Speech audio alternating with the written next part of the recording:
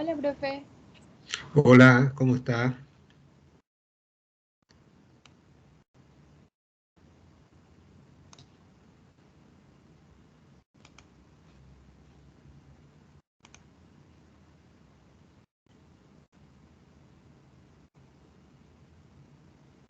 Ok,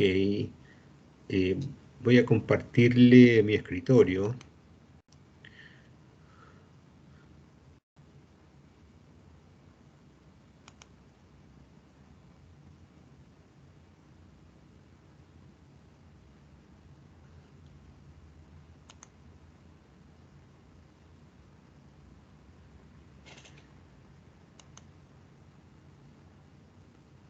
Estoy compartiendo mi escritorio con ustedes. Yo tengo un marco rojo, ustedes deberían tener también. Sí, profe, se ve. Ya, se ve, qué bueno. Entonces,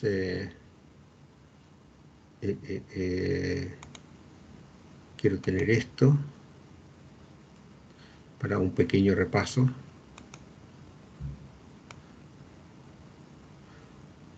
Bueno, buenos días a todos primero.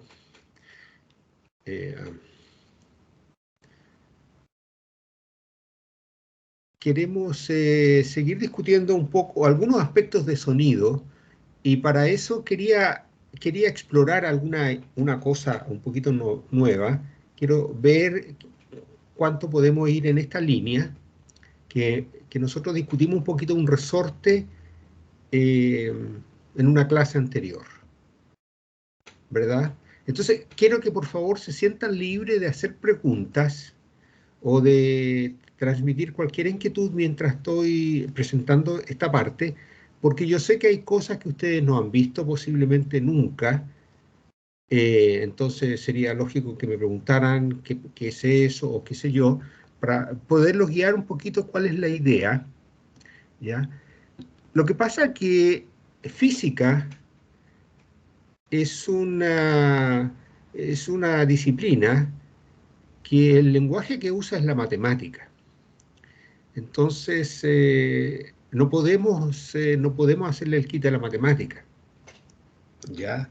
Y eso, yo como no conozco el background de ustedes, de cada uno, entonces puede haber personas que simplemente no han visto algunas cosas en el colegio, y eso está bien, digamos, eso es parte de la ecuación, ¿ya? Y por eso que siéntanse libres, por favor, de preguntar. Y la idea mía es ir haciendo conexiones entre algunas ideas, aunque no las entendamos en estricto rigor, algunas cosas, algunos pasos, pero por lo menos uno dice ya, me parece lógico, sigo adelante con la idea y vamos a hacer eso y vamos a, a- a usar este resorte como modelo para la transmisión de una onda en un sólido, en una barra, por ejemplo, que usted la golpea, o para el sonido, que es lo que nos interesa también, lo que estábamos viendo en la última clase. Entonces, aquí recordar algunas cosas esenciales nomás. Teníamos esta masa adherida al resorte, y la habíamos, primero aquí estaba en su longitud, en su largo natural, el resorte, así es que todo esto está en reposo, está con velocidad cero, y en esa posición se escoge usualmente, casi siempre, en realidad esa es la manera estándar de hacerlo, es escoger el origen de la coordenada donde está la masa en ese momento. Y después cuando uno la saca, esa es la posición de equilibrio.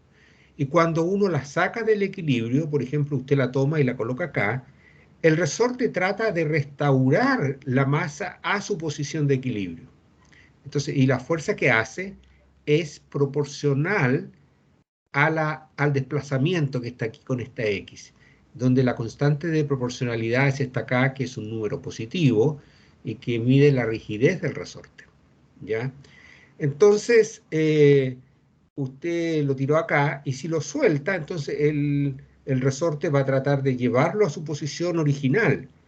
Pero lo que pasa, y lo discutimos en la última clase, que aunque aquí en esta posición, la masa siente una fuerza igual a cero. ¿ya? Y uno lo ve de esta fórmula. Esta fórmula, eso es lo que nos está diciendo, que en x igual a 0, como esto se hace 0, el x unitario está indicando la dirección nomás, y aquí en este caso no es problema porque está horizontal. Entonces, cuando está en el origen, la fuerza es 0. Entonces, está ahí en esa... Y es una fuerza bien especial, no es como otras fuerzas que nosotros hemos visto. Por ejemplo, en la primera parte del curso vimos algunas fuerzas que no dependían de nada. Por ejemplo, su peso es mg, que es su masa, que tampoco depende de... es una cualidad intrínseca suya, su masa, y por la aceleración de gravedad que cerca de la superficie terrestre donde estamos corrientemente vale 9,8 metros por segundo al cuadrado. Entonces es una constante la masa. Así que la fuerza mg, que se llama peso, que le damos el nombre bien particular de peso, es un nombre especial para una fuerza, no depende de donde uno esté, no depende de si usted va corriendo o no va corriendo, ya no depende de su posición, no depende de su velocidad, ya. Bien, ese es un tipo de fuerza lo más sencillo que uno puede imaginar. Hay otras fuerzas que son un poquito más complejas, como esta, que es una fuerza que depende de la posición donde está el bloque. Ya, eso es otra cosa entonces, tiene otra característica. Hay otras fuerzas más complejas todavía que dependen de la velocidad que lleva el móvil, ¿ya? Eso le pasa a usted cuando va en una bicicleta. Si va pedaleando, usted siente la fuerza de roce del aire. El aire se opone a su movimiento y esa fuerza depende de la velocidad del móvil. Así que si usted aumenta si usted va a cierta velocidad, el viento hace cierta fuerza de roce contra usted, ya un roce dinámico, una cosa compleja, pero nos entendemos, ¿no es cierto? Hace una fuerza que lo frena a usted un poco, que lo va desacelerando. Y si usted aumenta al doble la velocidad, la fuerza que hace el viento o el aire contra usted es el doble también. Si usted aumenta al triple su velocidad, la fuerza con que el aire se opone también aumenta al triple. Hay otras fuerzas más distintas, digamos, no son más complejas quizás, pero son distintas. Hay fuerzas que dependen del cuadrado de la velocidad. Eso, por ejemplo, pasa en un auto de carrera. Si va muy rápido el auto de carrera, o sea, si va a una velocidad de auto de carrera, ya que es una velocidad más o menos alta, en cierto momento puede tener cierto roce por el aire. Ahora, si aumenta al doble la velocidad, el roce del aire no aumenta al doble, sino que aumenta al cuadrado, que sería 2 al cuadrado, que es 4. Así que el piloto aumentaría el doble la velocidad, pero el roce aumenta a 4. Y si la velocidad aumenta al triple, el roce aumenta a 8 veces. ¿Ya? Eso depende al cuadrado de la velocidad. Entonces hay todas estas fuerzas que tienen distintos comportamientos y qué sé yo. Bien, entonces aquí estamos particularmente estudiando estos tipos de fuerzas, y estas fuerzas que satisfacen esta relación se llaman fuerzas, esta se llama la ley de Hooke. Es una fuerza restauradora que obedece esta relación, y esta es la ley de Hooke, ¿ya? Entonces, aquí ya sabemos el movimiento que va a hacer el bloque cuando lo desplaza. Entonces, como decíamos recién, aquí no siente fuerza, pero igual por inercia pasa y va a pasar hasta este otro lado, a menos x. Y de ahí va a repetir el movimiento y va a realizar un movimiento oscilatorio, ¿ya? Entonces, nos gustaría un poquitito representar ese movimiento. Y eso, y esto es lo que yo no sé si ustedes han visto en algún otro curso las funciones armónicas, que son la función seno o la función coseno, ¿ya? Pero si no, véanla por favor, está en los libros de Física 1 y posiblemente en otros libros de sus cursos, ¿ya? Entonces, esto lo representamos con la posición de esta masa, la podemos representar por una función seno o coseno. Y es porque está aquí en este caso sin roce, por ejemplo, como estamos discutiendo, describe ese movimiento que ya hemos descrito, esta oscilación, que es una oscilación armónica, que es simple, ¿ya? Bien, entonces eso nomás quería yo discutir de esta parte que vimos en la clase anterior, y lo que vamos a ver ahora es la solución de esto, o sea, cuánto vale la posición en cualquier tiempo. Si usted empieza en X, en T igual a 0, usted la tiene en esta posición y la suelta, quiere saber para cualquier tiempo dónde la va a encontrar, dónde va a encontrar al bloque, ¿ya? Entonces, esa función le va a describir el movimiento. Entonces, lo primero que vamos a encontrar nosotros es la ecuación que gobierna al movimiento, ¿ya? Es una ecuación diferencial, no se asusten por eso, ¿ya? Es una ecuación que rige cómo se mueve este bloque, ¿ya? Y eso se los voy a mostrar al tiro.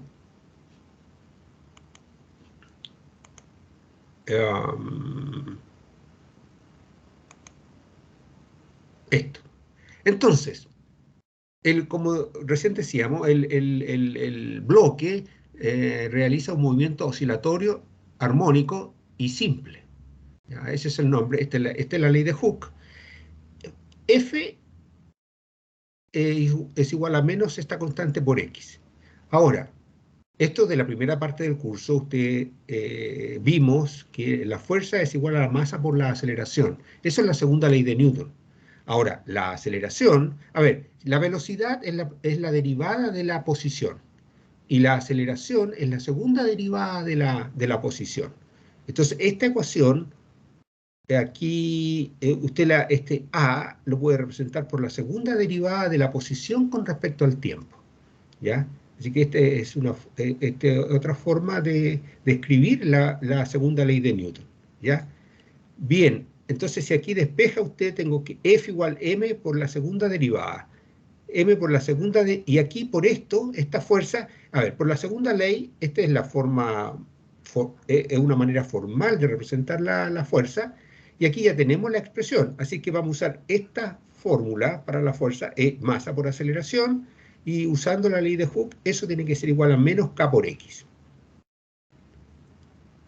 ¿Ya? Así es que eso, me gustaría, si me dicen qué les parece esa fórmula 4, si los complica un poco, o alguna cosa, alguna pista que me den con eso.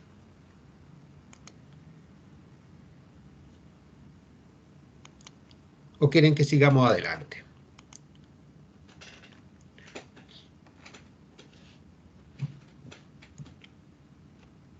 ¿O les gustaría una explicación un poquito adicional?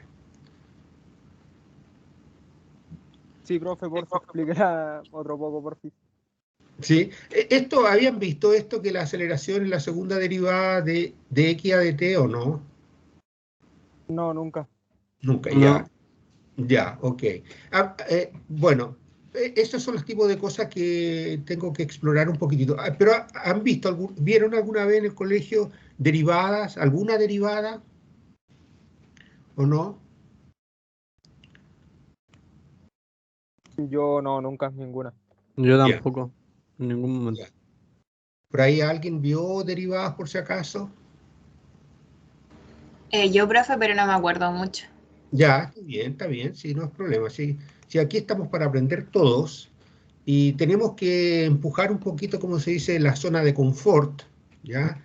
Porque ustedes pueden, si se ponen a estudiar estas cosas, las van a entender perfectamente, no es problema. Ahora, claro, en estos cursos, ustedes en esta situación, el problema de tiempo, así que nosotros sabemos eso, no pueden empezar a estudiar una pila de cosas. Ya, pero está bien. ¿Pero han escuchado de derivadas o no? ¿Han escuchado hablar de derivadas o de integrales? ¿O no tanto tampoco? ¿No le aparecen en los libros de química que han estudiado, alguna cosita así? No, Bueno, profe. ya. Entonces, bueno, entonces voy a hacerlo voy a presentar esto de una manera como nueva, nomás para ustedes, entonces no voy a esperar que ustedes entiendan bien, porque esto es una parte matemática que si se ponen a estudiar, en una semana les aseguro que saben hacer derivadas y entender lo que es, y también las integrales, un poquito, y entender así para lo que necesitamos aquí, no como un curso matemático, porque un curso formal de eso sí se demora un semestre, digamos. Pero aquí lo necesitamos un poquito como ideas. Bueno, entonces, aquí uno tiene una ecuación que le va a dar, le va a dar una solución. Cuando usted tiene una ecuación de segundo grado, por ejemplo, usted tiene a por x cuadrado más bx más c igual 0, entonces usted encuentra las soluciones, ¿no es cierto?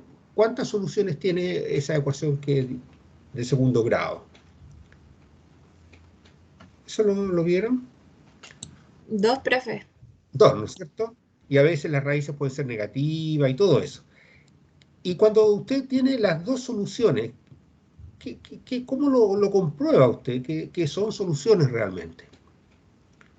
Usted tiene una ecuación a x cuadrado más bx más c igual 0 y le da la solución 4 y 2. ¿Qué significa eso? Bueno, que usted llega, toma el 4 y lo reemplaza en la ecuación original y ve que satisface que la constante a por el número 4 al cuadrado más la constante b por el número 4 más la constante c da 0. Y si da 0 significa que usted la encontró bien la ecuación. ¿Ya? Esa es una ecuación algebraica de segundo grado. Esta es una ecuación diferencial de segundo orden.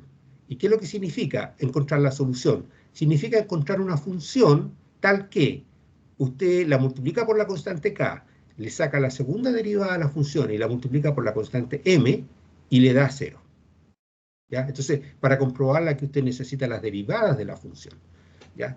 Así es que eso lo voy a hacer así rapidito para mostrarle nomás, así una idea cómo se hace esto. Aquí se escribió esto, y este numerito que quedó k partido por m, esto es álgebra, ¿no es cierto? Esto lo pueden seguir aquí. Dividimos por m a ambos lados. Se me fue la m aquí, aquí me quedó k partido por m, y aquí me quedó 0. Así que aquí tengo la misma ecuación, no hemos hecho nada nuevo. Y aquí lo único que hicimos fue cambiarle nombre a k partido por m. Esta es la masa del bloque y esta es la constante de rigidez del resorte. Y este x es la posición del resorte, que es una función del tiempo. Aquí está, así. ¿Ya? Y esta es la ecuación que gobierna esto. Entonces hay que solucionar esa ecuación para encontrar cuánto vale x en función del tiempo. Esa es la idea.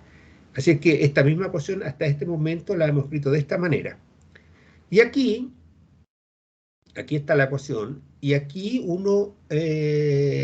aquí vamos, yo encontré la solución. ¿Ya? Esto, cuando uno está tomando un curso, tiene que encontrarla, eso los estudiantes lo tienen que hacer. Aquí se la estoy dando, la solución es una cosa que se llama amplitud, y por el coseno de omega t. Omega es esta constante que introdujimos aquí recién. Y entonces esta ecuación tiene esta forma aquí, es como un coseno que va, baja, sube, y esto se repite para allá, ¿no es cierto? Va así, y es como esta cosa oscilatoria, que eso sí que lo hemos visto en este curso, esa función coseno en este caso. Y la máxima amplitud, aquí este máximo valor que toma es la amplitud. Y aquí, bueno, aquí los que han visto un poquito de derivada me van a poder seguir, y los que no podrían como aplicarla de memoria. Aquí yo les voy a dar el resultado de esta derivada. Aquí es derivada de la constante, la dejamos ahí igual, y la derivada de coseno es menos seno. ¿Ya? Entonces a mí me queda menos seno de omega t. Ahí está. Y hay que dividir por lo que está aquí, que me sale 1 omega. Ya, así que tengo eso. Y después, si tengo esto, si le saco la derivada de esto, la derivada de seno es coseno. Así que tengo esto a omega, que son constantes, entonces me quedan a omega de nuevo, y seno, la derivada de seno es coseno, me queda coseno de omega t, y tengo que derivar por esto de nuevo, me sale otro omega, así que me va a quedar omega al cuadrado. Hay que hacer esas operaciones así. ¿Ya? Y después de eso, entonces, uy, aquí la escaneé al revés. Ya, esa página va después de esta otra. Entonces, si uno reemplaza,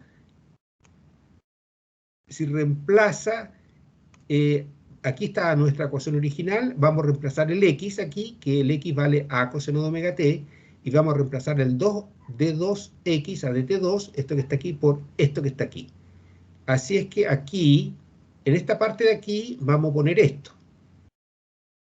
Y después aquí en esto, vamos a poner esto que está aquí, perdón, porque es el x, multiplicado por omega. A ver, aquí lo vamos a hacer visualmente. Esta parte de aquí, este término es omega cuadrado por x. Entonces, aquí está el x. Ya aquí está dicho explícitamente que depende del tiempo. Aquí no dice eso, pero depende del tiempo esto. Ya es para no, se usa para no colocar tanta símbolo. Entonces, este es el x, si lo multiplico por omega, me queda omega cuadrado. Si lo multiplico por omega cuadrado, me queda omega cuadrado A por coseno de omega t. Y después si le sumo esto que está aquí, se dan cuenta que esto es menos a omega cuadrado por coseno de omega t. Así es que esto, que está con signo menos, cuando lo sumo con esto, que lo tengo que multiplicar por omega cuadrado, lo que está aquí sería igual a lo que está acá, excepto por el signo. Así que se suma esta parte más esta parte, le da 0.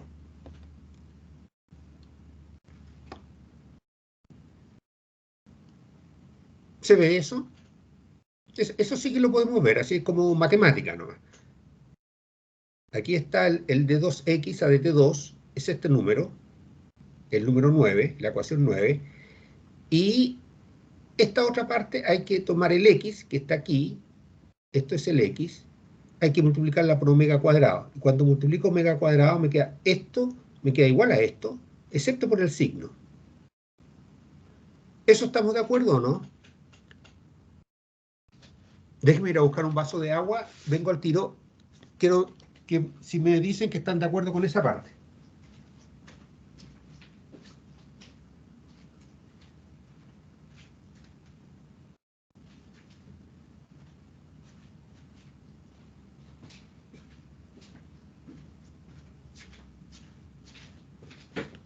¿Están de acuerdo con lo que dije o no?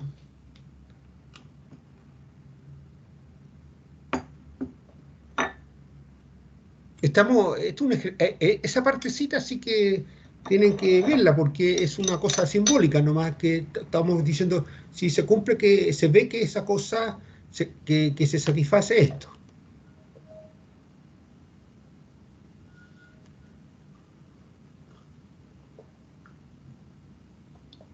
¿Aló?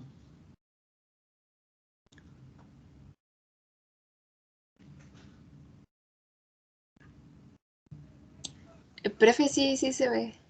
Se ve, ya, bien. Porque es un chequeo visual nomás, ¿no es cierto? O sea, usted puede tener varias cosas que usted no sabe qué es lo que son, pero le preguntan si esto igual a esto, usted ve nomás y dice, pues sí, son lo mismo. No sé lo que son, pero son lo mismo. Ya, está bien. Entonces, al colocar aquí, al reemplazar el D2X a DT2, como se dice, y al reemplazar el X en esta ecuación, comprobamos que esto así da esta ecuación de 7. Se ha satisfecho. Entonces se satisfizo la ecuación diferencial y eso significa que hemos encontrado la solución, que realmente la masa se mueve de esta manera, se mueve como una función coseno de omega t. Esta va a ser la frecuencia con que se mueve, en realidad la frecuencia angular, esta es la amplitud que tiene, ¿ya? Y si usted la grafica, va a ser así, va a partir de la posición más extrema, cuando partimos en el X positivo ahí, va a bajar, va a llegar al 0, va a llegar al otro extremo, a menos x0, después va a llegar a 0 de nuevo, después va a llegar a más x0 y así va a ir jugando. Entonces, esa función coseno, que tiene esa forma, va a representar lo que decíamos recién en forma visual, va a representar este movimiento. Parte de aquí, pasa por 0, llega hasta allá, se devuelve, sigue oscilando. Eso queda, es lo que representa esta función, a coseno de omega t. Ya. Ok, entonces esa parte es nueva para ustedes, pero yo creo que está bien que lo veamos así porque le introduce un poquitito para que sepan un poco de matemática que ustedes se pueden encontrar. Esto seguro que se van a encontrar con esas frases donde dicen que hay derivadas y qué sé yo. Entonces ya van a tener un ejemplo sencillo donde pueden comprobar esto. Van a tener que practicar un poquitito de esas derivadas, pero no les vamos a preguntar, yo creo, derivadas, pero Pero es un tema que es interesante que lo mantengan un poquito ahí en la mira. ¿Ya? Bien. Ahora, quería preguntarle otra cosita también. ¿Se han escuchado hablar de energía cinética? Bueno, energía cinética vimos en la primera parte del curso, ¿no?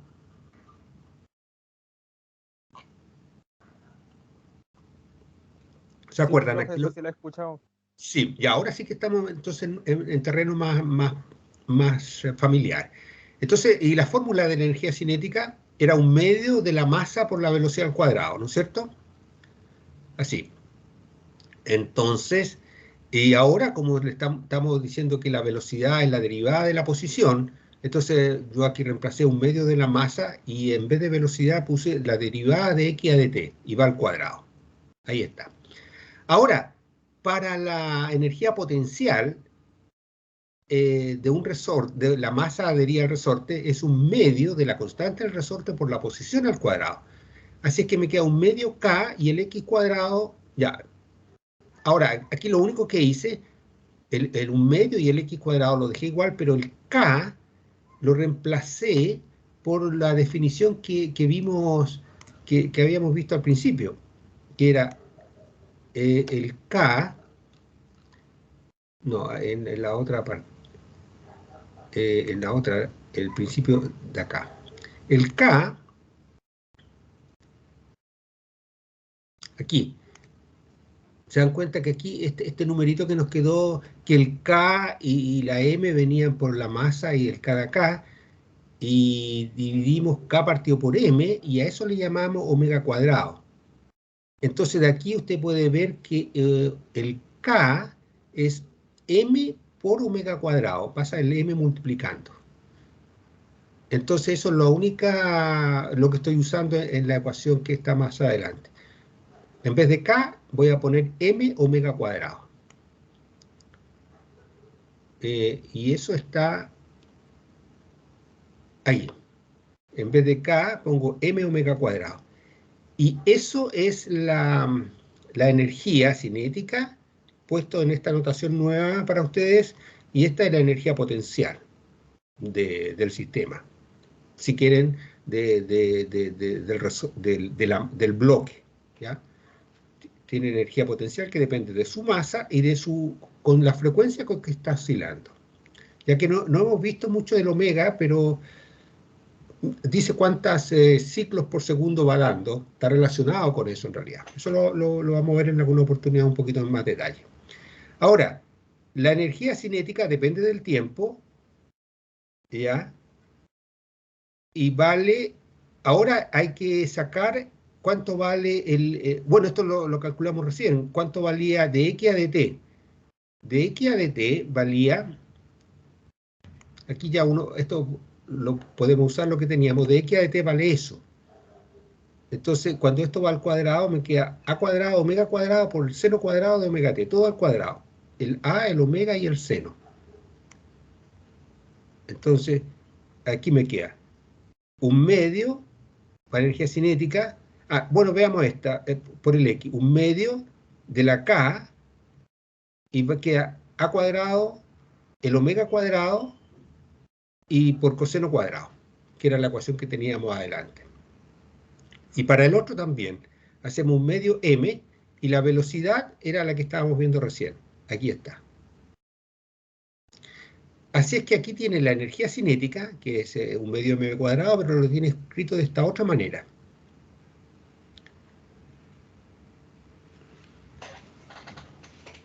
¿Ya? A ver, ¿lo hice un poquito rápido ahí o no? ¿O me pudieron seguir? A ver, yo creo que aquí la tengo también. Esto es,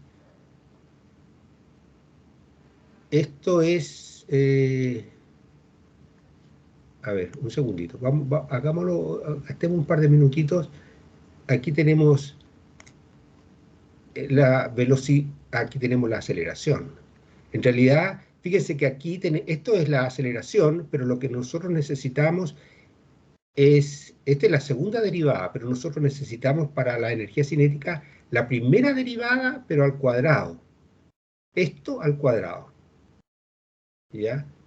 Así es que un medio mv cuadrado me queda un medio a cuadrado omega cuadrado por seno cuadrado.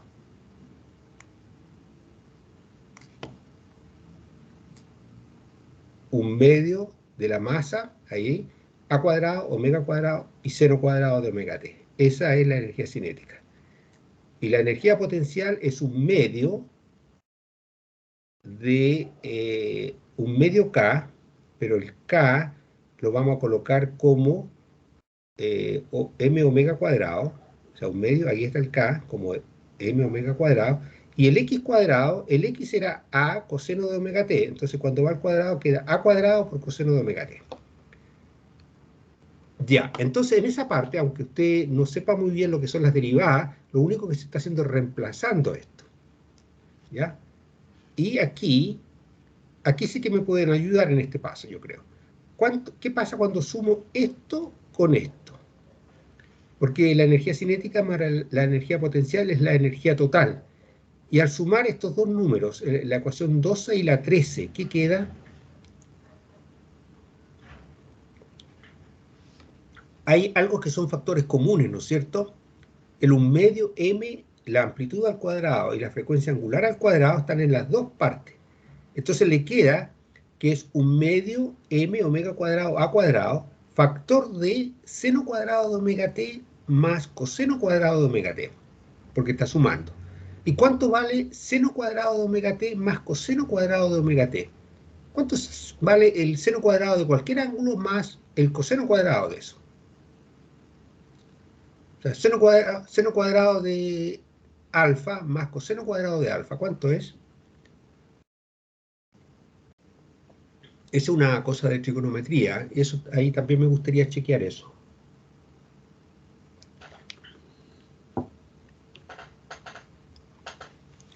El seno cuadrado de un ángulo más el coseno cuadrado. ¿Alguien se acuerda? Eso le da 1, ¿ya? Eso por favor chequeenlo en cualquier tabla. Ustedes toman un ángulo cualquiera, le sacan el seno, lo le dan al cuadrado, después sacan el coseno, lo le dan al cuadrado y eso le da siempre 1. Así es que aquí está la expresión de la energía de este resorte cuando está oscilando.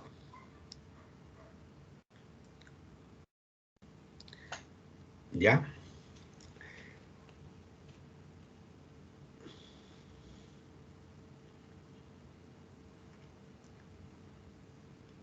Ahora, el otro día estuvimos conversando de cuando venía la onda en el mar y había un bote un poco adentro, mar adentro, el bote oscilaba verticalmente y ¿se acuerdan qué es lo que le transmitía la onda al bote? Porque el bote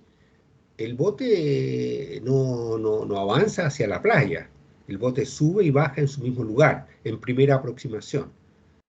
¿Y qué es lo que transmiten las ondas, se acuerdan? En ese caso, en las ondas del mar.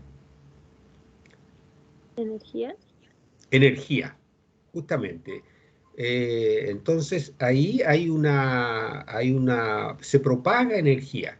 Y es el bote gana energía cinética y también energía potencial, ¿ya? Entonces, si viene una onda con una amplitud más grande, la amplitud es la letra E aquí en ese caso, la letra A, que significa más alta, el bote sube y baja harto, entonces empieza a oscilar así en la vertical ahí y gana energía.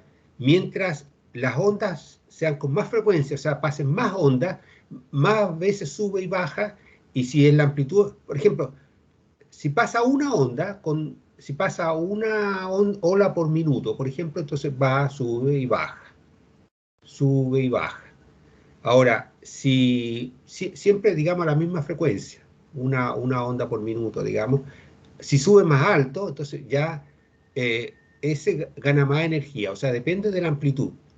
Pero también si la frecuencia de la onda es más grande, si por cada minuto oscila varias veces, entonces si está oscilando con una amplitud alta y más encima varias veces,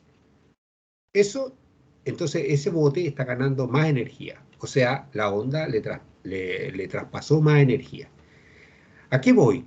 que la energía que se transmite al bote tiene que ver con la masa del bote, con la amplitud con que oscila, ¿ya? O sea, es la máxima posición contada desde el nivel que tenía originalmente. Puede subir 1 metro y bajar 1 metro, entonces la amplitud es 1. Si sube 2 metros, entonces va a subir 2 metros y después pasar por 0 y después bajar 2 metros más, y con una diferencia de 4 metros al final de cuentas. Eso tiene una amplitud de 4, o sea, perdón, de 2. Ya, si sube 2 metros, tiene amplitud de 2. Si sube 3 metros, la amplitud es 3. Y la energía en realidad depende del cuadrado de la amplitud. Y esto es el número está relacionado con el número de oscilaciones que da por minuto, digamos, o por unidad de tiempo. Entonces, mientras más frecuente oscila, hay que tomar ese número y elevarlo al cuadrado, y eso, con toda esa operación, le va a dar la energía, ¿ya? Entonces, ¿cuál es una de las ideas que ustedes están siendo expuestos en este momento? Que el lenguaje del bote, por ejemplo, que lo discutimos y uno lo entiende cuando lo explica, sí es más complejo y requiere cierta matemática, que no es difícil de entender, pero sí hay que tener el tiempo para estudiarla un poquitito. Ya, si usted toma después un curso de matemática, en un par de semanas va a tener esa matemática, ¿ya?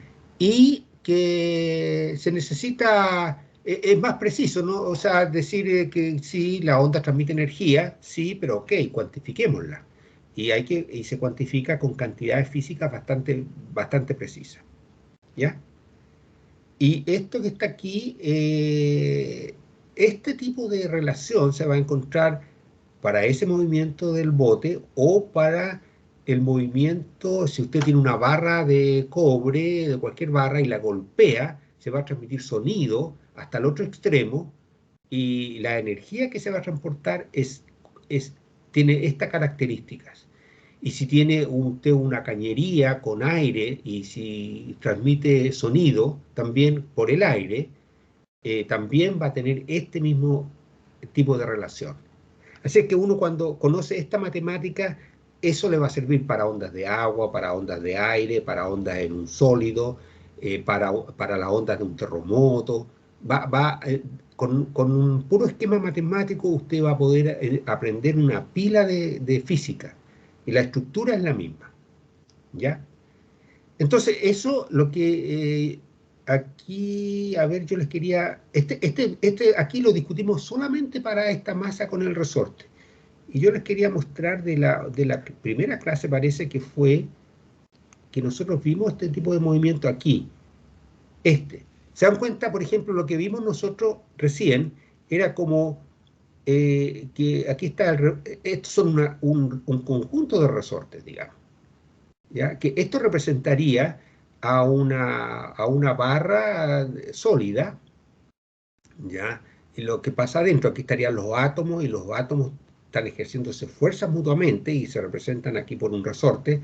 En realidad los átomos obedecen una ley de Hooke, ¿ya? Así que el resorte es un buen modelo. Y aquí lo que va pasando, fíjense que si usted se comprimió esto aquí, este resorte comprimido se fue avanzando, y lo que estaba comprimido al principio aquí, ahora ya está normal. Así que aquí ya no tiene la energía que tenía cuando se comprimió. Ya, aquí ya llegó normal, aquí va normal, y los resortes comprimidos, aquí se nota más claro, este está más comprimido. Estos tienen un poco de compresión, los vecinos. Y al final de cuentas aquí, bueno, algunos se estiran un poco incluso. Va avanzando esta perturbación, ¿no es cierto? Entonces, la energía que tuvo cuando usted lo puso en movimiento, se le fue transmitiendo a los vecinos. Y esto se propagó hacia la derecha en este caso, y estos ya quedaron tranquilos, digamos, quedaron sin energía. Así que hay un flujo de energía que va avanzando, ¿ya? Ahora, a veces las cosas pueden avanzar, esta energía, en este caso particular estamos viéndola con energía. Esta energía podría ir avanzando de otra manera, ¿ya? Pero en este caso va avanzando según una ley que no vamos a deducir la ecuación, ¿ya? Pero se llama una ecuación de onda. Y la solución de esto va a ser una otra función que tampoco la vamos a ver en este momento, porque eso lo discutimos con un puro resorte nomás, y ustedes más o menos captaron como un sabor de la cosa que se está discutiendo. Entonces, ahora, esta cadena, vamos a decir que tiene una densidad de energía. Ya no como la masa del bloque, que tiene un medio de la masa por su velocidad al cuadrado, ¿ya? Sino que ahora que estamos discutiendo aquí, tenemos que la energía era un medio de la masa por la frecuencia angular al cuadrado, por la amplitud al cuadrado. Si pone usted, en vez de un resorte, muchos resortes que están representando a los átomos en una barra, esto va a ser parecido. Si hace un análisis complejo ustedes, ya va a ser más complejo, pero el resultado va a ser que, y aquí está, a ver, se me perdió la otra hoja. Esto va a ser un medio, en vez de la masa, va a ser la densidad de masa, ρ nomás, omega cuadrado a cuadrado. Y a ver, aquí. Entonces, en lugar de la masa, lo único que va a cambiar ahora para representar a esta barra es un ρ nomás. Así que se dan cuenta que entonces uno entiende cómo funciona un resorte y ya se puede dar una buena idea de cómo funciona una colección de resortes, ¿ya? Con esa ecuación. Entonces uno dice, ya, esta va a ser la energía, la densidad de energía entonces, ¿ya? Y si quiere encontrar la energía de todo el conjunto, va a tener que multiplicar por el largo, nada más. Así que tiene eso. Ahora, como vimos con el dibujo, esta energía se va a propagar en toda la cadena, ¿cierto? Esta cadena de resorte, o lo que sería la barra, se va a propagar. Y se va a propagar con cierta velocidad, ¿ya? Se ve eso, ¿no es cierto? Que ahí vimos en el dibujo que se iba propagando. Eso lo hace uno con un cordel. En este caso, que esta propagación para un cordel que iba así, si uno lo hace oscilar, esto avanza la onda, se ve más fácil porque es transversal, pero aquí en este momento estamos viendo una onda que la velocidad de propagación, que era hacia allá, coincide con el desplazamiento de los resortes, que también es en el mismo caso. Mientras que cuando usted mueve transversalmente, la onda se propaga en una dirección, pero la cuerda se mueve transversal, que esas son ondas transversales. Bueno, pero aquí está la densidad de energía en su barra o en su cadena de resorte, y aquí está la velocidad con que se propaga, es esta, y esta es la energía.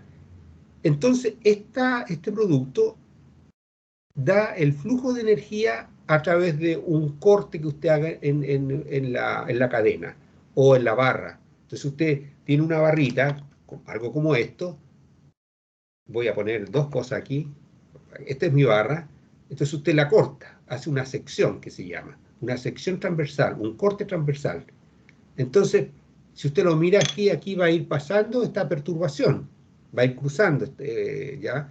Y entonces hay energía que fluye, y el flujo de energía a través de un área unitaria es la velocidad de la onda con que se propaga multiplicada por la densidad de energía. Esa es el flujo de energía, ¿ya?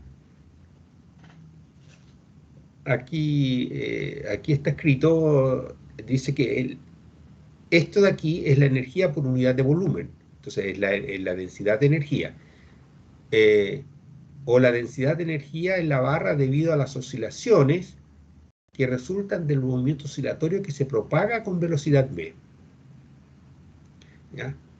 Entonces aquí va el flujo de energía, que significa la energía por unidad de área y por unidad de tiempo. Así que si multiplico por el área de esto, es el flujo de energía que pasa a través de esta barra por unidad de tiempo. ¿Cuánta energía pasa por unidad de tiempo? ¿Ya? Bien, así es que eso me parece que es como bastante intuitivo. Esto se necesitaría algún tratamiento un poquito más detallado, pero no podemos hacerlo. Ya se necesita más matemática en ese momento. Así que esto sería la velocidad, es el flujo de energía, cómo se desplaza, y esto sería el flujo de energía por unidad de tiempo, que va avanzando por la barra. ¿Ya? Y a esto se le llama la intensidad de la onda, a este producto. A B por E es la intensidad. Tiene la energía y la velocidad con que viaja. Eso se llama la intensidad de la onda.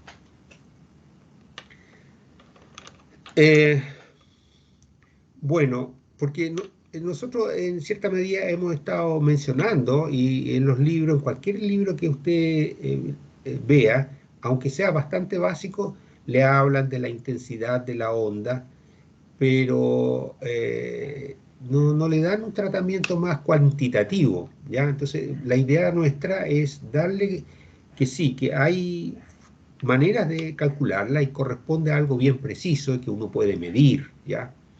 Entonces, hay distintos tipos de cantidades físicas a los cuales uno le puede asignar intensidades. Y para una onda, esta es la intensidad de la onda. Así que nos vamos a quedar con eso, ¿ya? Que tiene que ver con la intensidad de la onda, tiene que ver con la velocidad que se propaga la onda, multiplicada por la energía que tiene la onda, ¿ya? Así, en forma más sencilla. Y esta intensidad de la onda se mide en watts por metro cuadrado, ¿ya?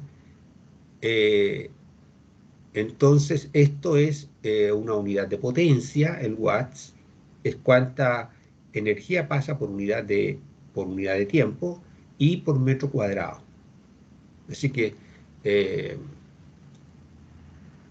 la energía, por ejemplo, usted la puede medir en el sistema internacional en joule, y entonces esto le queda en tantos joules por segundo y por metro cuadrado. ¿Se acuerdan también de la potencia? O sea, la energía que se mide en joule y la potencia que se mide en joule por segundo, que se llama watt. Así que esas son cantidades que sí que tienen que mantener en mente, las unidades de energía y de potencia. Bien. ¿Alguna pregunta en esta parte? O comentario más que pregunta quizá.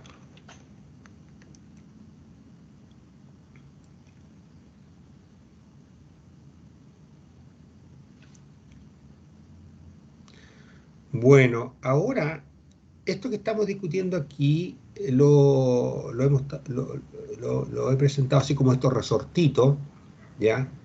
Que están unidos, y sacamos como una extrapolación de la deducción original, y para tratarla como la barra completa, porque estamos modelando una barra con resortitos, ¿ya? Ahora, lo que nosotros estamos más interesados en esta parte del curso es en sonido. Aquí hay sonido, pero lo que estamos más interesados es sonido en el aire, ¿ya? Porque esto es el sonido en un medio sólido, ¿ya? Entonces, aquí lo que se va transmitiendo es energía. En el sonido, ¿qué es la cantidad física que se transmite? Se transmite energía también en el sonido, pero ¿qué es lo que está... A ver, ¿cómo se los pregunto? ¿Qué es lo que está oscilando en sonido? Están oscilando varias cosas en realidad. A ver si me ayudan ustedes.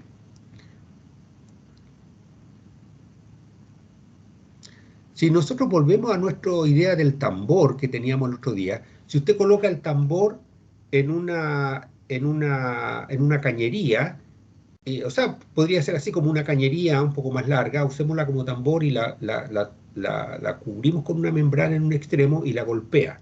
Entonces, eso va a producir una onda, un sonido que se va a transmitir a lo largo de toda la cañería, digamos, ¿ya?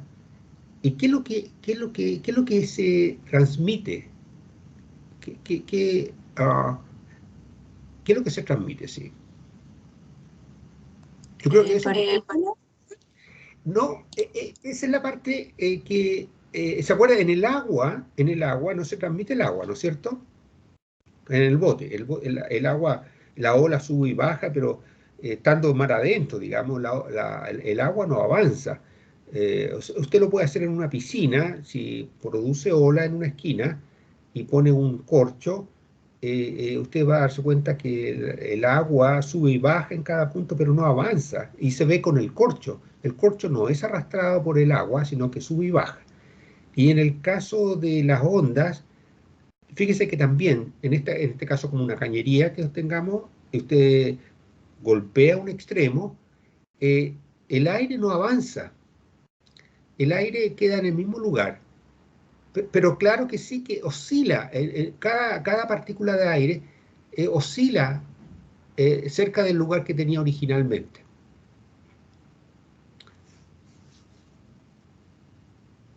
¿Qué les parece esa idea? Eso necesitamos conversarlo a lo mejor un poquitito.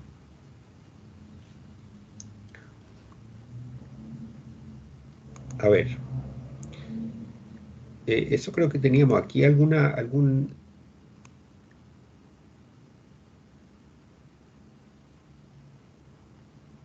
aquí. Aquí yo lo que estoy tratando de discutir es lo que todo esto esté encerrado como dentro de una cañería y golpear en un extremo y producir esto. Aquí, ¿qué es lo que está pasando con el aire? En realidad es complejo, ¿ya? El aire, que originalmente, el aire, ustedes saben, son estos conjuntos de moléculas en suspensión. El otro día conversamos un poco de eso, que están moviéndose como un gas ideal, ¿no es cierto? Tiene moléculas random, al azar, en distintas direcciones, con distintas velocidades. Algunas moléculas van bien con una velocidad bastante alta, del orden de unos 300 metros por segundo, otras con velocidad cero. Hay toda una distribución de velocidades. Entonces, esas partículas que están aquí en la pieza o están en la sala de clase, se están moviendo así en todas direcciones. Y aquí, si originalmente pensamos que esto era la cañería que estamos transmitiendo esta onda, la cañería viene para acá y nosotros podemos escucharla en este otro extremo, también las moléculas del aire estaban moviéndose así como estamos describiendo y en forma homogénea, o sea, en forma pareja. Y cuando usted hace este pequeño movimiento, siguen moviéndose en forma así, en distintas direcciones y todo, pero superpuesto con eso, se producen algunas zonas donde se concentran eh, partículas, las moléculas en suspensión o las partículas en suspensión, y aquí están más juntas, y aquí hay menos, la densidad ha variado aquí. Eso yo creo que lo transmite bien esta imagen, ¿no es cierto? Entonces hay un movimiento que... Eso es lo que se transmite, o si quiere al revés, esta cosa de zonas que se está comprimiendo un poco las moléculas, se va cambiando. Entonces esa zona va avanzando, pero las moléculas que estaban en esta parte siguen ahí mismo. Las moléculas no avanzan hacia la derecha. Entonces, están moviéndose al azar así, pero en promedio, si usted le sigue la pista, esas no avanzan, ninguna avanza, sino que van adoptando estos distintos estados que están más concentradas en una parte, después se ponen un poquito más distanciadas, con menos densidad, y de nuevo se vuelven a contraer, y de nuevo van haciendo ese juego, digamos, esa variación. Ya, pero entonces el aire no va a avanzar. Lo que avanza es esta perturbación, si quieren. Y ya sospechamos nosotros que aquí si nosotros lo podríamos describir con energía. Si calculamos la energía de las moléculas en una zona, esa energía, si le vamos a dar cierta energía con esta membrana, esa energía sí que se va a transmitir. Y va a haber un flujo de energía hacia la derecha que al final va a llegar a su tímpano y lo va a activar. ¿Ya? Ahora, entonces, hay una onda de energía, pero también hay una onda de presión. O sea, o usted lo puede describir como una onda de presión. ¿Ya? Aquí hay mayor presión en esta parte. Y aquí también, y aquí un poquito menos. Y esa zona de mayor presión se produce acá, pero con las moléculas de acá. No es que estas viajen para acá, sino que acá estas moléculas se comprimen un poco, se juntan. Y eso es lo que se va transmitiendo. Entonces, el sonido es una onda de presión. ¿Ya? Ahora, ¿eso cómo estamos con ese concepto? ¿Qué les parece? Yo creo que, como les decía al principio, son bienvenidas las preguntas porque son conceptos que no, depende, a veces no hay que explicarlos de otra manera, no son tan directos así de captarlos. Así que si no los captan completamente, léanlo. Hay cosas, muchas cosas en libros, hay en internet cosas, o si tienen un buen libro les ayuda mucho. Se han dado cuenta que yo he estado sacando cosas de libros. Entonces, ahora, fíjense, les quería llamar la atención, que pongamos atención en un tema aquí acerca de la presión. Ustedes saben, originalmente esto cuando estaba quieto, ¿qué presión tenía el aire en la sala o dentro de este tubo que lo tenemos abierto en un extremo por lo menos? ¿Qué presión hay ahí adentro? ¿Quién podría decir?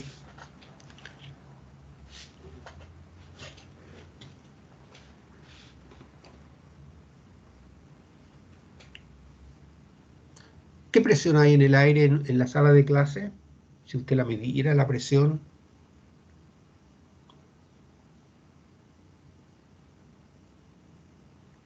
¿Aló? Eso lo discutimos en una clase. ¿Se acuerdan? Yo no me acuerdo, profe. No, pero no el número. Pero ¿cómo se llama la presión? Incluso si usted está cerca de la playa, ¿qué presión hay ahí? ¿La atmosférica? La atmosférica, exactamente. ¿Ya? Entonces, cuando usted está en la clase, en una sala de clase, está en su pieza, lo que hay ahí, si usted mide la presión, es presión atmosférica. Está a presión atmosférica, ¿ya? Que varía un poquitito de día a día. Así que si usted la mide con un barómetro, le va a dar distintos números, pero en general le va a dar alrededor de 760 milímetros de mercurio, si lo mide. Eso también deberíamos de repente tener un poquito de tiempo para discutir eso, o si no, yo siempre les digo, traten de ver alguna cosita que estén en YouTube, hay cosas. Presión atmosférica, 760 milímetros de mercurio. Hay una cosa que nosotros discutimos el otro día sobre la presión arterial. ¿Se acuerdan que ustedes me dijeron que una persona sana tiene una presión arterial de 120/80, ¿no es cierto? ¿Se acuerdan de eso, verdad? Sí, profe. Sí, esos son 180, ¿qué cosa? ¿Qué unidad está eso? 120/80. ¿120 qué?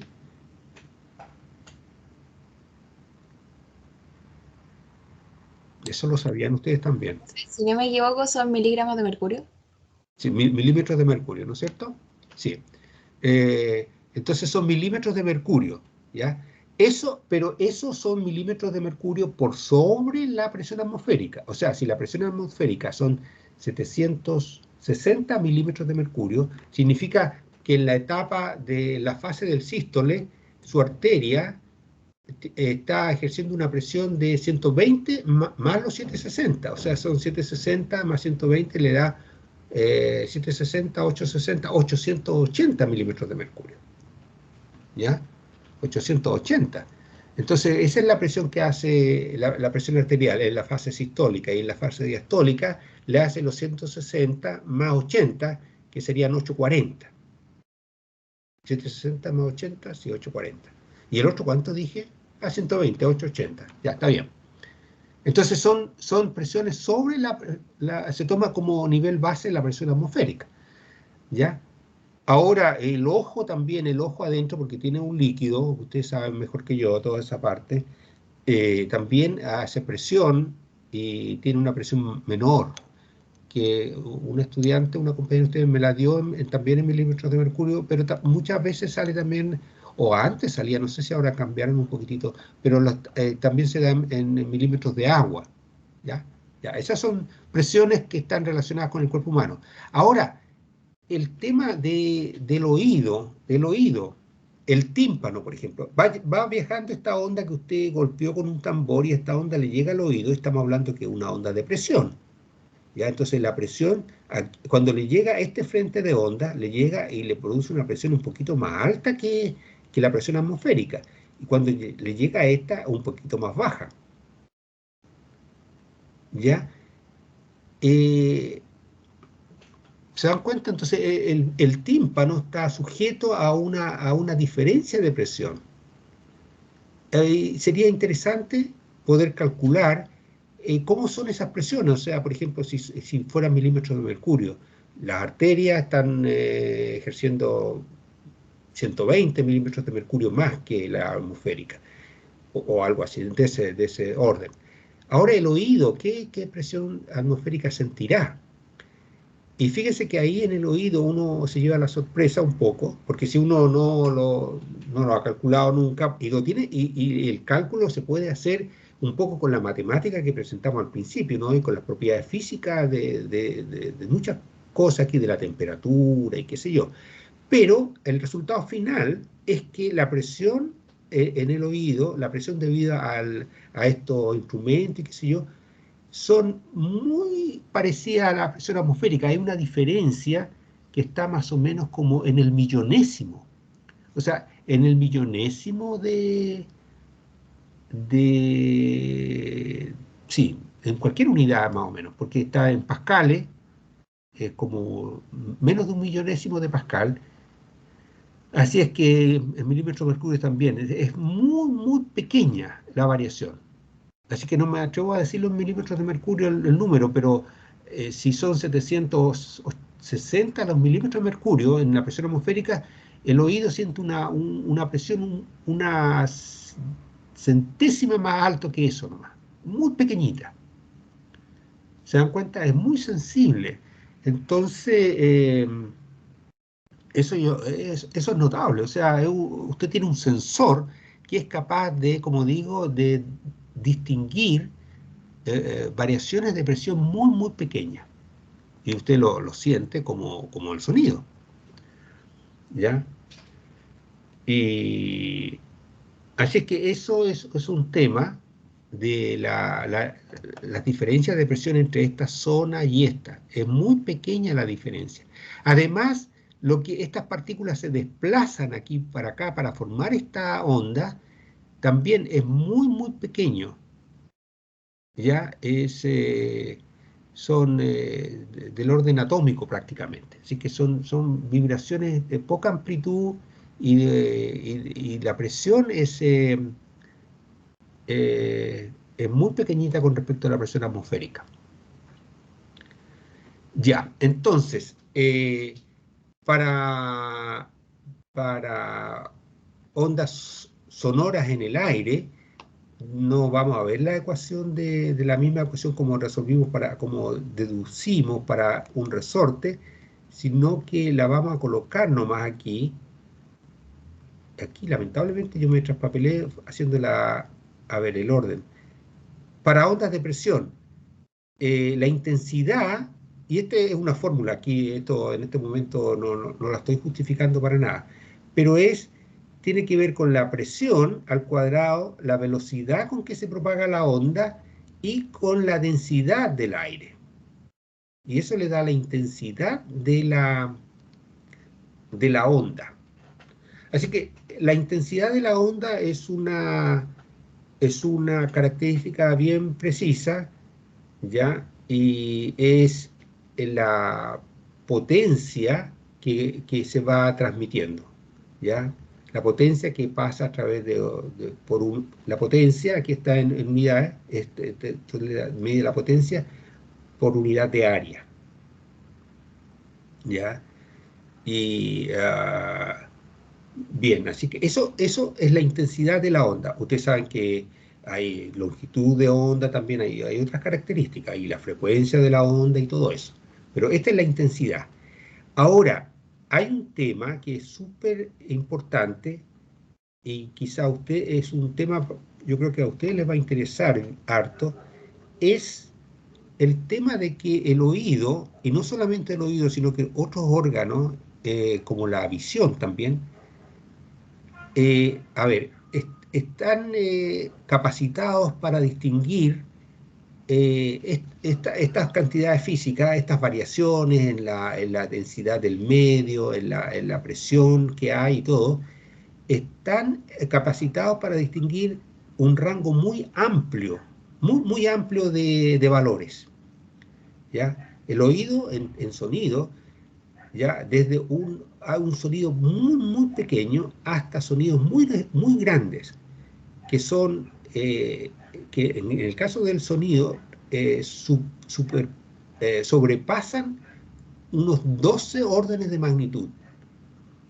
¿Ya? Un orden de magnitud, ustedes saben, cuando una cosa pasa de 10 a 100, eso es un orden de magnitud, aumentó 10 veces. Si pasa a 1000, hay dos órdenes de magnitud, ¿ya? Así es que, y estamos hablando de 12 órdenes de magnitud, o sea, son millones de veces distintos. Entonces, puede distinguir ondas que tienen una intensidad de 12 órdenes de magnitud. Es muy amplio la variedad de valores que puede distinguir. Es como el ojo también, el ojo humano. El ojo humano, dicen algunos experimentadores, que puede distinguir hasta un fotón, que es una pequeña chispa, digamos, muy tenue, que a los estudiantes que los tienen como detectores de eso, los meten en salas oscuras por algún tiempo y después están viendo si algo emite una partícula de luz, fotón, y sí, pueden distinguir un fotón, pero que tiene muy poca intensidad de luz. En ese caso, intensidad luminosa, estamos hablando de intensidad sonora. Y así como eso, usted también ve esta luz del sol, que eso es muchos órdenes de magnitud más amplios, ¿ya?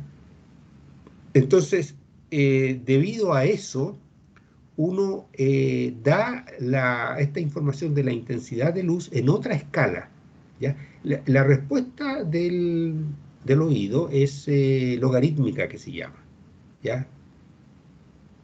Eso me gustaría que lo pudiéramos conversar más también, ¿ya? Porque aquí, en este momento, le voy a presentar aquí está la intensidad y cómo se mide corrientemente cuando se trata de sonido, cómo se percibe por los seres humanos. Nosotros lo medimos en esta escala, una escala logarítmica, y aquí la unidad, esto se va a llamar nivel de intensidad. Entonces la intensidad va a ser con una I y se mide en watt por metro cuadrado, y el nivel de intensidad lo vamos a medir, en algunos libros lo ponen con beta y otros con una B nomás, como un logaritmo de la razón de la intensidad que uno está sintiendo comparada con una intensidad de base, digamos. Y la unidad de esto son los decibeles, ¿ya? Entonces, eso deberíamos conversarlo un poco. Me gustaría primero, si ustedes han escuchado hablar de decibeles. Relájense un poco nomás, porque son temas que a veces uno los escucha, pero no lo explican. ¿Han escuchado de decibeles? Escuchado. Sí, profe. Sí. ¿Quién sabe? A ver, Temas prácticos. Ustedes saben que hay temas, a ver, no sé cómo se llamará, pero hay una ley que le prohíbe a usted meter mucho ruido, ¿no es cierto? Alguien está... Si usted hace una fiesta en su casa en la noche, ¿hasta cuántos decibeles puede producir? ¿Quién sabe? Hasta antes que lleguen sus vecinos.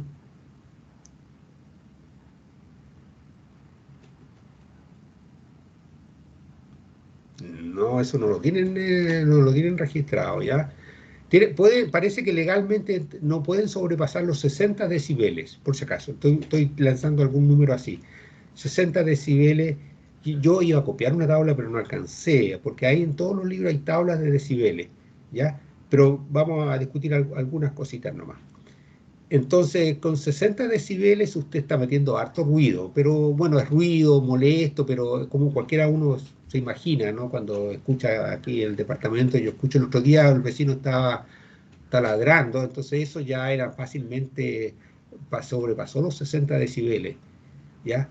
Pero quizás no los 70, porque para pasar de 60 a 70 tiene que aumentar esta cantidad física en 100, ¿ya? Entonces ahí pasa en suma 10. Entonces 60, a lo mejor 65 decibeles o qué sé yo. Bien, a ver, veamos esto porque está con logaritmo aquí.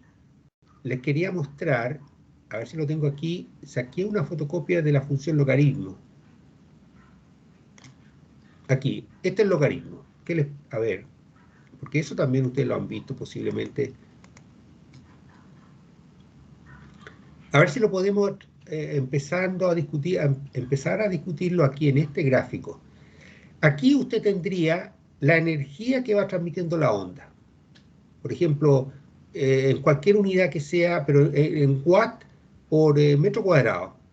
Entonces, si usted llega y aquí avanza desde 1 a 2, esta curva del logaritmo avanza menos, ¿no es cierto?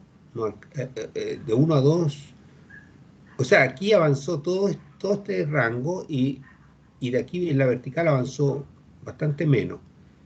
Y ya de 1 a 4 avanzó esto, y esto recién está aquí en el 1 más o menos. Entonces el 4 aquí estaría por ahí arriba. Si hubiera avanzado así, esto sería lineal. O sea, el oído escucharía en forma lineal.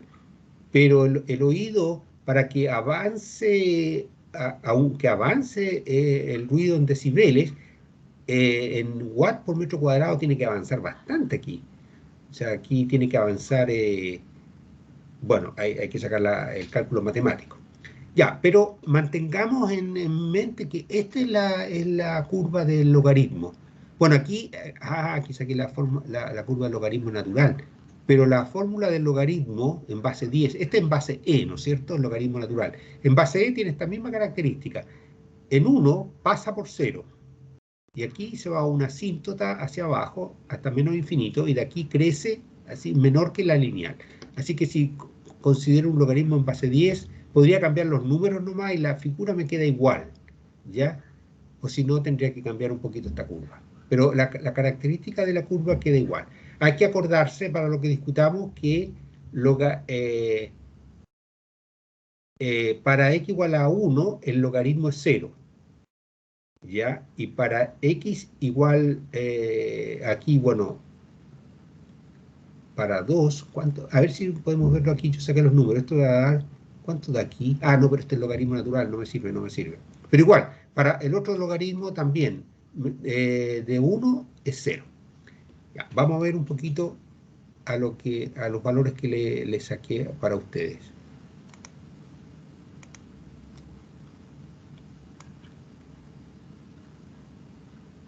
Aquí.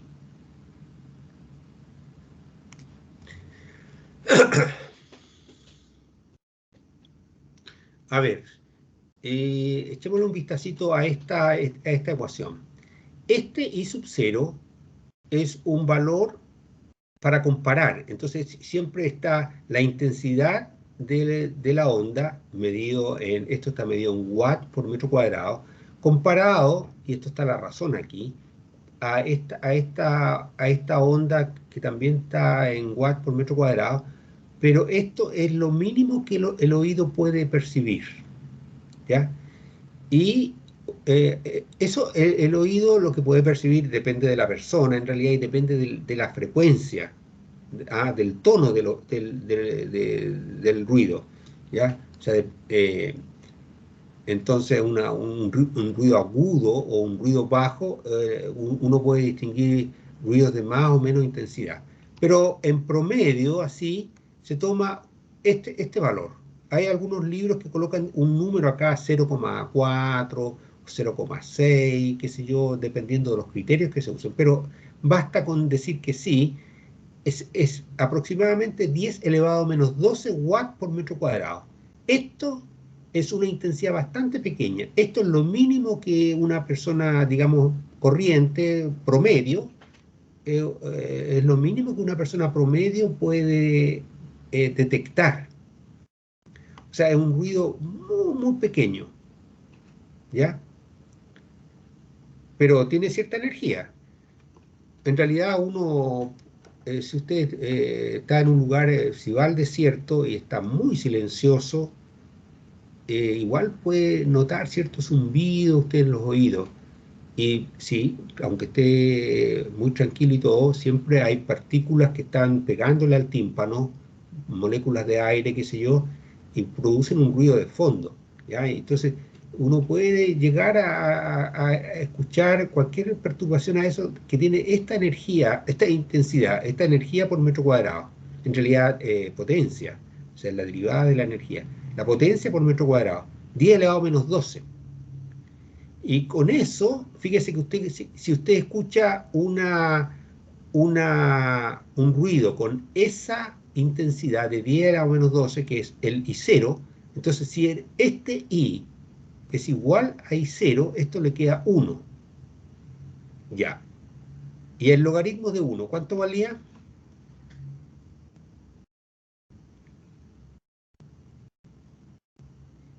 ¿Se acuerdan del gráfico? 0. Claro, entonces, entonces tomamos esto un ruido muy pequeño, lo mínimo que una persona promedio puede detectar. Ya, lo ponemos aquí abajo. Y ahora usted llega y produce un ruido justo como eso. Entonces, aquí le queda y le queda I0 partido por I0, le queda un 1, logaritmo de 1 es 0.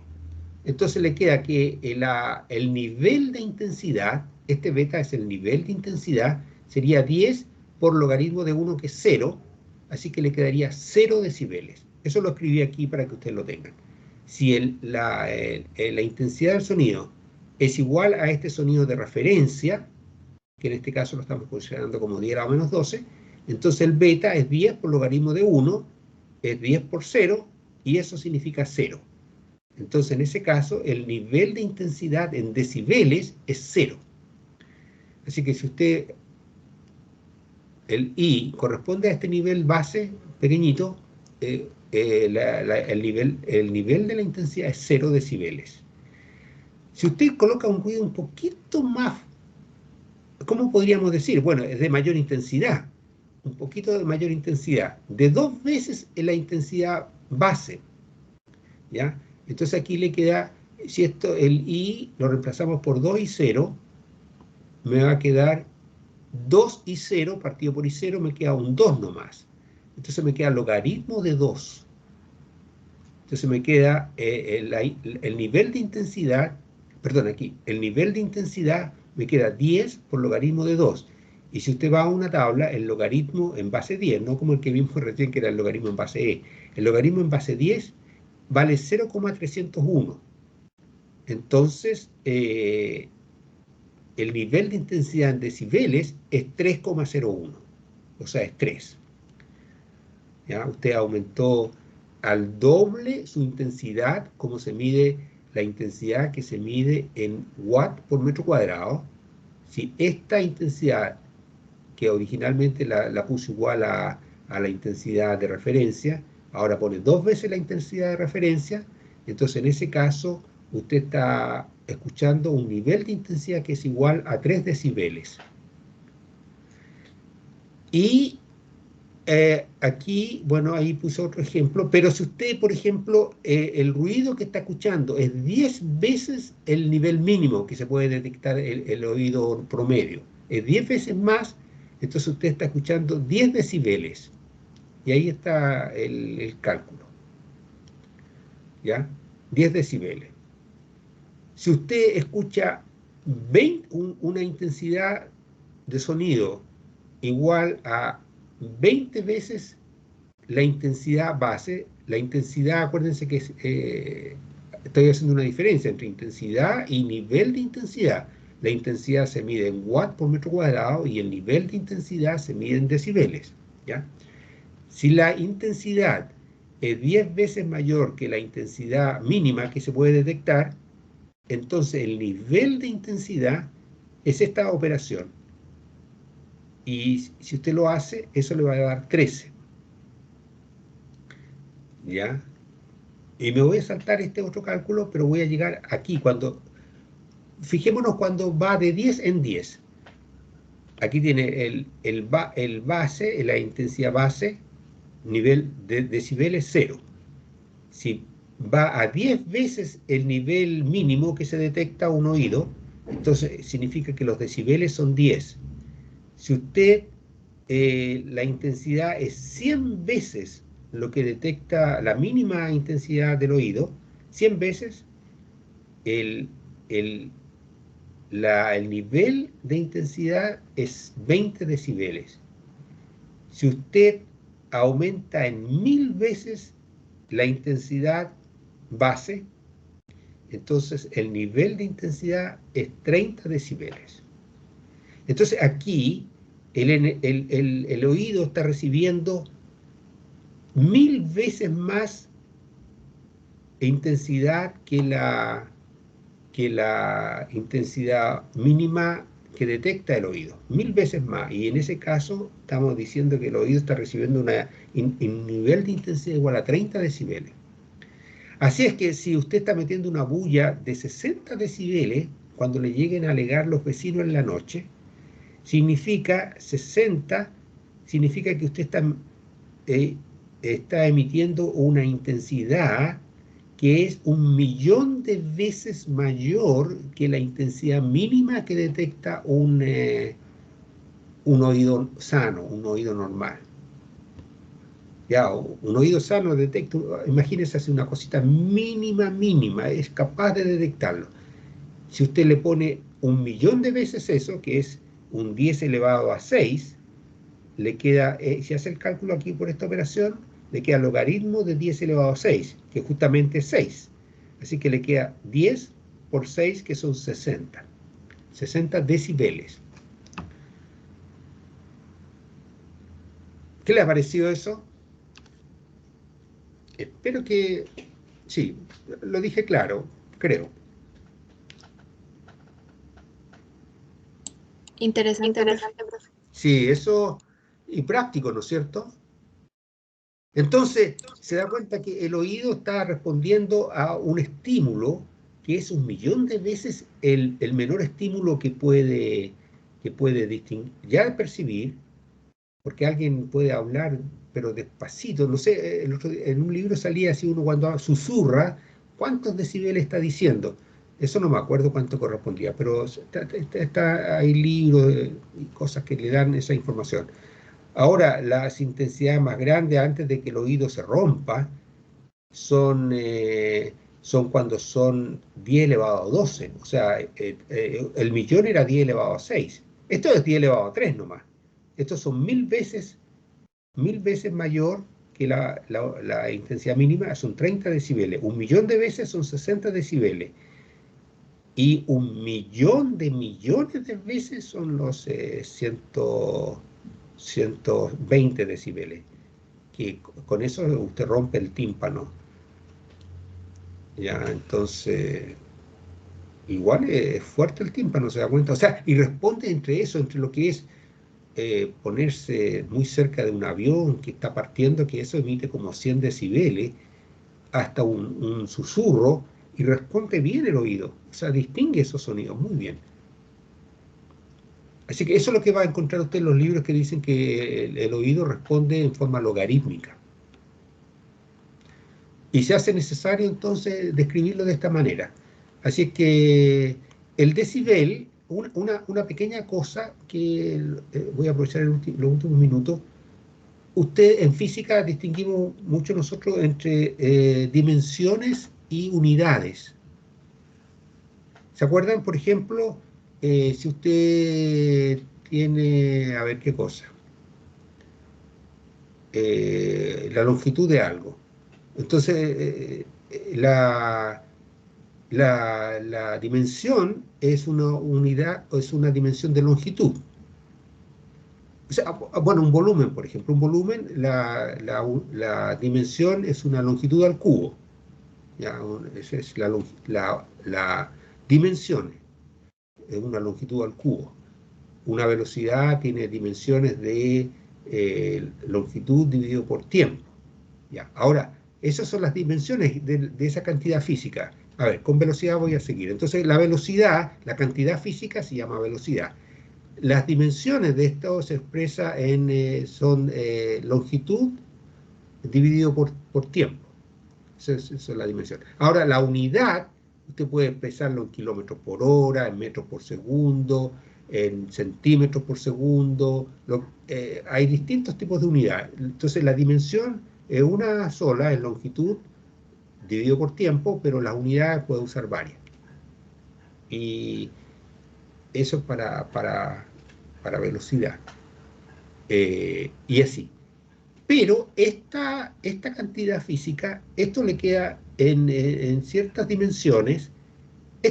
A ver, ¿qué dimensiones tiene esto?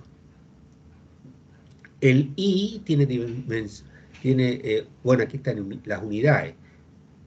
Bueno, aquí está la unidad ya, pero no hablé de las dimensiones aquí. Pero aquí no hemos hablado de las dimensiones de esto, pero esto y esto tienen las mismas dimensiones. Cualquiera que sea, ya que las tendríamos que sacar a las dimensiones básicas, pero cualquiera que sea las dimensiones del numerador, también es la misma que la dimensión del denominador. Entonces esto tiene las mismas dimensiones. Así que esta es una cantidad física que es adimensional, no tiene dimensiones. Entonces aquí tiene usted una cantidad física que es adimensional, pero no tiene dimensiones, pero sí tiene unidades de decibeles. ¿Ya? Entonces, eso quería comentarle en este paso aquí, porque en este curso no hemos visto otras cantidades físicas así como esta, en el sentido de que sea adimensional. Hay otra cantidad que se usa mucho en física, que es el radián, que posiblemente ustedes lo han escuchado para medir ángulos planos. El radián también es una cantidad física que no tiene dimensiones, pero su unidad es el radián. Ya, por lo menos eso les quería comentar de esta parte. Bueno, jóvenes, se nos pasan ahora súper rápido. No sé si tienen algún comentario, ya deben estar un poquito... ¿Si hay algún comentario?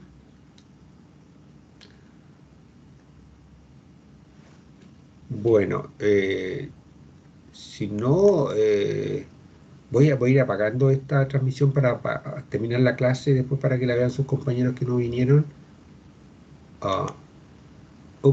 ¿Qué pasó? Aquí.